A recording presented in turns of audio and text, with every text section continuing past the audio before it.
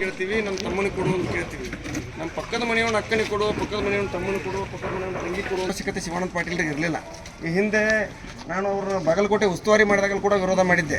ಬೇರೆ ಜಿಲ್ಲೆ ಶಾಸಕರನ್ನ ಸಚಿವರನ್ನ ಯಾಕೆ ನಮ್ಮ ಜಿಲ್ಲೆಗೆ ಉಸ್ತುವಾರಿ ಮಾಡಿ, ಕೆಲಸಗಳಿದ್ದಾರೆ ಯಾರಾದರೂ ಉಸ್ತುವಾರಿ ಮಾಡಿರಿ, ತಿಮ್ಮಾಪುರ ಅವರು ಇದ್ರಾಗಿ ಆ ಸಂದರ್ಭದಲ್ಲಿ ಅವ್ರನ್ನ ಉಸ್ತುವಾರಿ ಮಾಡಿರಿ ಅಂತ ಒತ್ತಾಯ ಮಾಡಿದ್ದೆ. ಅದೇ ರೀತಿ ಇವು ಕೂಡ ಬೇರೆ ಜಿಲ್ಲೆಯವ್ರನ್ನ ತಂದು ಅವ್ರನ್ನ ಹೊತ್ತು ಮರೆಸುವಷ್ಟು ಹೆಚ್ಚು ವೇಗವಾಗಿ ಅಭಿವೃದ್ಧಿ ಹೊಂದ್ತಾ ಇದ್ದೀವಿ. ಇನ್ನು ಮುಳುಗಡೆಯಿಂದ ಕಳ್ಕೊಂಡಿದ್ದೀವಿ, ಮುಳುಗಡೆಯಿಂದ ವಿಜಯಪುರದವರು ಪಡೆದುಕೊಂಡಿದ್ದಾರೆ ಅಷ್ಟೇ. ಅದನ್ನು ಹೊರತುಪಡಿಸಿ ಎಲ್ಲವೂ ಏನು ತುಂಬೋದು ಬೇಡ. ಇಲ್ಲಿ ದುಡ್ದಂಥ ವ್ಯಕ್ತಿಗೆ ಮಹಿಳೆಗೆ ಹೈಕಮಾಂಡ್ ಕೂಡ ನಿಮ್ಮನ್ನು ಕರೆದು ನಿಮಗೆ ಟಿಕೆಟ್ ಕೊಡ್ತೀವಿ ಅಂತಂದಾಗ ದಯವಿಟ್ಟು ಬೇಡ. ವೀಣಾಕಣ್ಣವ್ರು ಭಾಳ ಕೆಲಸ ಮಾಡಿದ್ದಾರೆ ಅವ್ರ ಟಿಕೆಟಲ್ಲಿ. ಅವರು ಅಧಿಕಾರದ ಆಸೆನೇ ಮುಖ್ಯ ಆಯಿತು, ಅವರ ಪ್ರತಿಷ್ಠೆನೇ ಮುಖ್ಯವಾಯಿತು.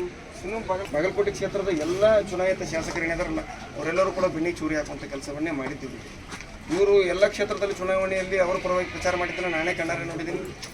ಈ ನಂತರ ಇವ್ರ ಹೆಸರನ್ನು ಕೂಡ ಶಿಫಾರಸು ಮಾಡುವಂತಹ ಮುಖ್ಯವಾಗಿ ಬಾಗಲಕೋಟೆ ಜಿಲ್ಲೆಯ ಕಾಂಗ್ರೆಸ್ಸನ್ನು ತೋರಿಸುವಂಥ ಕೆಲಸ ಮಾಡಿದ್ದೀನಿ ಅಂತ ನಾನು ಈ ಸಭೆಯ ಕುರಿತಾಗಿ ಪ್ರಸ್ತಾವಿಕವಾಗಿ ನಾನು ಹೇಳಿದ್ದೀನಿ. ಅನ್ಯಾಯ ಆಗಿದೆ ಅಂತ ನಮಗೆಲ್ಲರಿಗೂ ಗೊತ್ತು. ಈ ಕುರಿತು ನಿರ್ಧಾರವನ್ನು ನಾವೆಲ್ಲರೂ ಸೇರಿ ಅಂತ ಹೇಳಿದ್ರು. ಮತ್ತು ವಿಜಯಾನಂದವರು ಕೂಡ ಅವರಿಗೆ ಸಾಕಷ್ಟು ಅವರು ಮನವೊಲಿಸುವಂಥ ಕೆಲಸ ಮಾಡಿದರು.